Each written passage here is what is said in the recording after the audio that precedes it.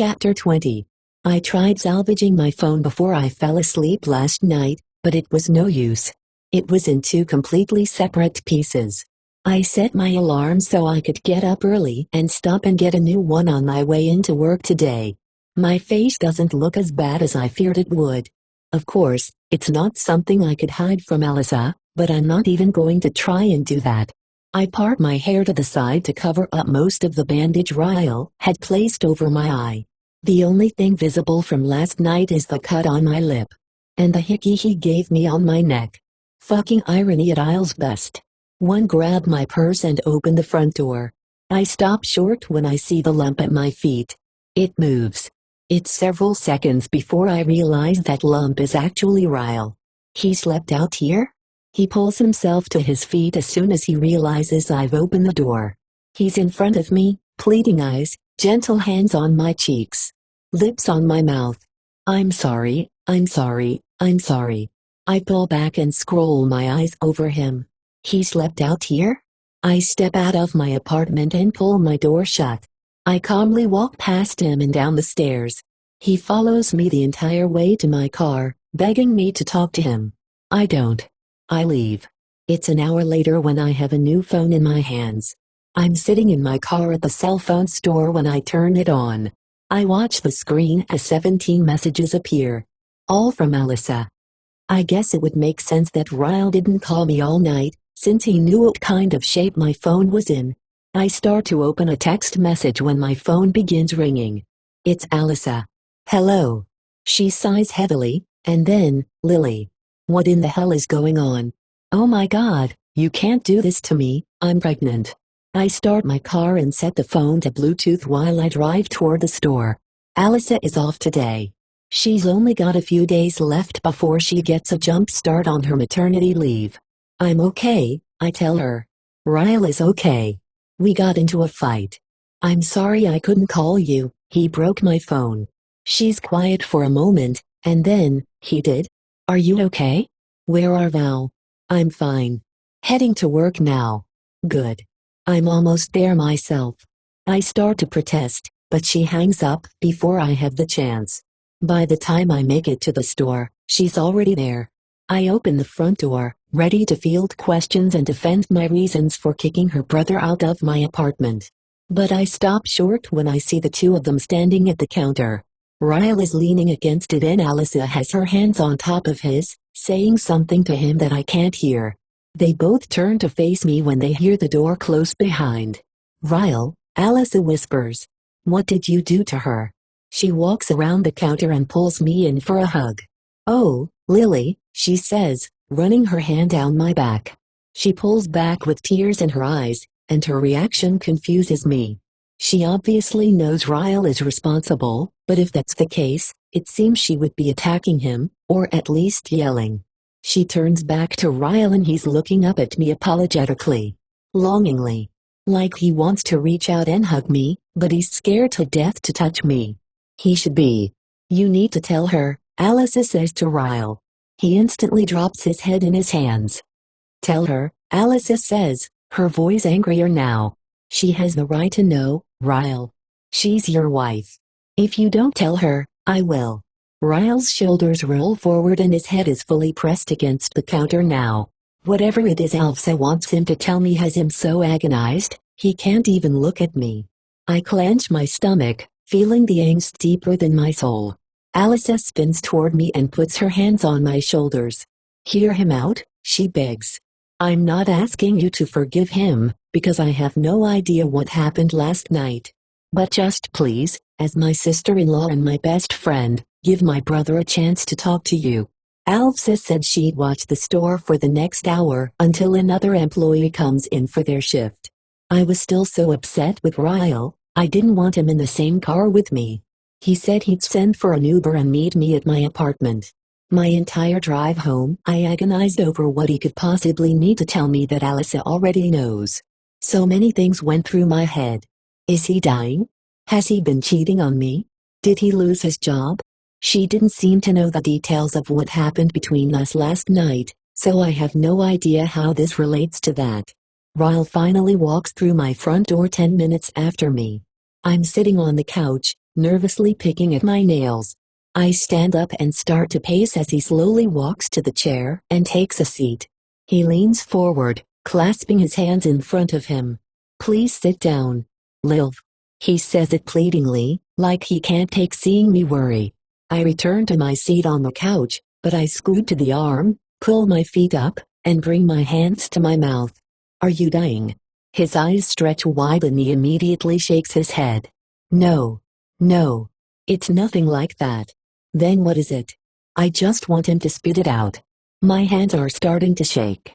He sees how much he's freaking me out, so he leans forward and pulls my hands from my face, holding them in his. Part of me doesn't want him touching me after what he did last night, but a piece of me needs the reassurance from him. The anticipation of what I'm about to find out is making me nauseous. No one is dying. I'm not cheating on you. What I'm about to tell you isn't going to hurt you, okay? It's all in the past. But Alyssa thinks you need to know. And, so do I. I nod and he releases my hands. He's the one up and pacing now, back and forth behind the coffee table. It's as if he's having to work up the courage to find his own words, and that's making me even more nervous. He sits in the chair again. "Lily? Do you remember the night we met?" I nod. "You remember when I walked out onto the roof? How angry I was." I nod again. He was kicking the chair. It was before he knew marine-grade polymer was virtually indestructible. "Do you remember my naked truth? What I told you about that night and what caused me to be so angry?" I lean my head down and think back to that night and to all the truths he told me. He said marriage repulsed him. He was only into one-night stands. He never wanted to have kids. He was mad about a patient he'd lost that night. I start nodding. "The little boy," I said. "That's why you were mad, because a little boy died and it upset Val." He blows out a quick breath of relief. "Yes. That's why I was mad." He stands up again and it's like I see his entire soul crumble. He presses his palms against his eyes and fights back tears. "When I told you about what happened to him, do you remember what you said to me?" I feel like I'm about to cry and I don't even know why yet. "Yes. I told you I couldn't imagine what something like that will do to that little Bob's brother. The one who accidentally shot him." My lips start to tremble. "And that's when you said, it'll destroy him for life, that's what it'll do." Quotation mark. Oh, God. Where is he going with this? Ryle walks over and drops down to his knees in front of me. "Liv," he says. "I knew it would destroy him. I knew exactly what that little boy was feeling, because that's what happened to me. To Alice's and my older brother." I can't hold in the tears.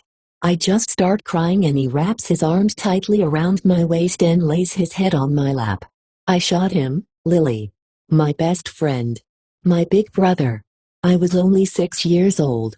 I didn't even know I was holding a real gun." His whole body begins to shake and he grips me even tighter. I press a kiss into his hair because it feels like he's on the verge of a breakdown. Just like that night on the roof. And while I'm still so angry at him, I also still love him and it absolutely kills me to find this out about him. About Alyssa. We sit quietly for a long time, his head on my lap, his arms around my waist, my lips in his hair. She was only 5 when it happened. Emerson was 7. We were in the garage, so no one heard our screams for a long time. And I just sat there, and he pulls away from my lap and stands up, facing the other direction. After a long stretch of silence, he sits down on the couch and leans forward. I was trying to. Ryle's face contorts in pain and he lowers his head, covering it with his hands, shaking it back and forth. I was trying to put everything back inside his head. I thought I could fix him, Lily. My hand flies up to my mouth. I gasp so loudly, there's no way to hide it. I have to stand up so I can catch a breath. It doesn't help. I still can't breathe. Ryle walks over to me, taking my hands and pulling me to him. We hug each other for a solid minute when he says, "I would never tell you this because I wanted to excuse my behavior." He pulls back and looks me firmly in the eyes. "You have to believe that. Alyssa wanted me to tell you all of this because since that happened, there are things I can't control." I get angry. I black out. I've been in therapy since I was 6 years old. But it is not my excuse. It is my reality. He wipes away my tears, cradling my head against his shoulder. When you ran after me last night, I swear I had no intention of hurting you. I was upset and angry. And sometimes when I feel that much emotion, something inside of me just snaps. I don't remember the moment I pushed you. But I know I did. I did. All I was thinking when you were running after me was how I needed to get away from you. I wanted you out of my way. I didn't process that there were stairs around us. I didn't process my strength compared to yours. I fucked up, Lily. I fucked up. He lowers his mouth to my ear. His voice cracks when he says, "You are my wife. I'm supposed to be the one who protects you from the monsters. I'm not supposed to be one." He holds me with so much desperation, he begins to shake. I have never, in all my life, felt so much pain radiating from one human. It breaks me. It rips me apart from the inside out. All my heart wants to do is wrap tightly around his. But even with everything he just told me, I'm still fighting my own forgiveness. I swore I wouldn't let it happen again. I swore to him and to myself that if he ever hurt me again, I would leave. I pull away from him, unable to look him in the eye. I walk toward my bedroom to try and take a moment to just catch my breath. I close my bathroom door behind me and grip the sink, but I can't even stand up. I end up sliding to the floor in a heap of tears. This isn't how this was supposed to be. My whole life, I knew exactly what I'd do if a man ever treated me the way my father treated my mother. It was simple. I would leave and it would never happen again. But I didn't leave. And now, here I am with bruises and cuts on my body at the hands of the man who is supposed to love me. At the hands of my own husband. And still, I'm trying to justify what happened. It was an accident. He thought I was cheating on him. He was hurt and angry and I got in his way. I bring my hands to my face and I sob, because I feel more pain for that man out there, knowing what he went through as a child, than I feel for myself. And that doesn't make me feel selfless or strong. It makes me feel pathetic and weak. I'm supposed to hate him. I'm supposed to be the woman my mother was never strong enough to be. But if I'm emulating my mother's behavior, then that would mean Ryle is emulating my father's behavior. But he isn't. I have to stop comparing us to them. We're our own individuals in an entire realm of different situation. My father never had an excuse for his anger, nor was he immediately apologetic. The way he treated my mother was much worse than what's happened between Ryle and me.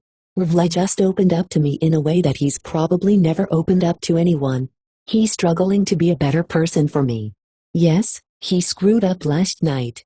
But he's here and he's trying to make me understand his past and why he reacted the way he did. Humans aren't perfect and I can't let the only example I've ever witnessed of marriage weigh in on my own marriage. I wipe my eyes and pull myself up. When I look in the mirror, I don't see my mother. I just see me. I see a girl who loves her husband and wants more than anything to be able to help him. I know Ryle and I are strong enough to move past this. Our love is strong enough to get us through this. I walk out of the bathroom and back into the living room. Ryle stands up and faces me, his face full of fear. He's scared I'm not going to forgive him, and I'm not sure that I do forgive him. But an act doesn't have to be forgiven in order to learn from it. I walk over to him and I grab both of his hands in mine. I speak to him with nothing but naked truth. Remember what you said to me on the roof that night. You said, "There is no such thing as bad people. We're all just people who sometimes do bad things." He nods and squeezes my hands. "You aren't a bad person, Ryle. I know that. You can still protect me.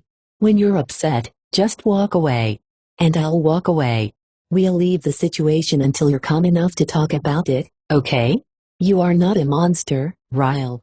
You're only human. And as humans, we can't expect to shoulder all of our pain.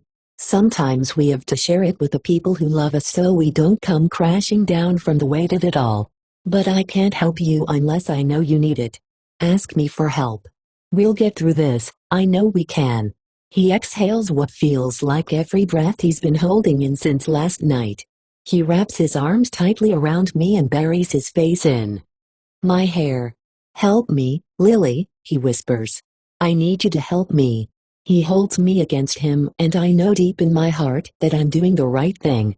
There is so much more good in him than bad, and I'll do whatever I can to convince him of that until he can see it, too. Subscribe for more.